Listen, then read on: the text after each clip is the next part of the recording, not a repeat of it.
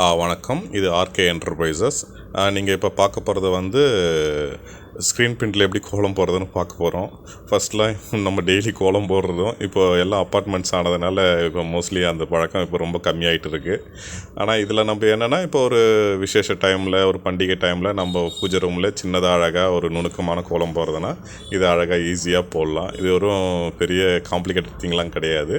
அழகாக வச்சுட்டு நம்ம அரிசி மாவோ இல்லை கோலமாவோ எதுலையாக இருந்தாலும் நம்ம அழகாக வச்சுட்டு ஸ்வைப் பண்ணால் அப்படியே நம்ம எப்படி கிளாத்தில் பிரிண்ட் விழுதோ அதே மாதிரி விழும். நம்ம அதுக்கப்புறம் திருப்பி ரிமூவ் பண்ணுறதுனா ஈஸியாக ரிமூவ் பண்ணிடலாம்.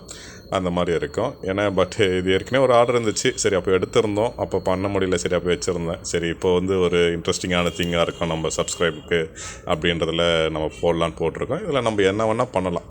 ஒரு டிசைனிங்காக நம்ம எடுத்துகிட்டு வரலாம். இதில் நிறைய இருக்குது. பட் இதை சும்மா ஒரு இன்ட்ரடக்ஷன் மாதிரி இருக்குமேன்னு போட்டு விட்றோம். இதை பாருங்கள். நம்ம இதில் ஸ்க்ரீன் பிரிண்டிங்கான மேனுவல் மிஷின்ஸ், ஸ்க்ரீன் எக்ஸ்போசிங்கான ட்ரைனிங்கும் நம்ம ப்ரொவைட் பண்ணுறோம். இதை பற்றி ஏதாவது டீட்டெயில்ஸோ இல்லை டவுட்ஸ் இருந்தால் இந்த நம்பர் காண்டாக்ட் பண்ணுங்கள். நம்ம அதை பற்றி என்னென்னு எக்ஸ்பிளைன் பண்ணுறோம். Okay, thank you.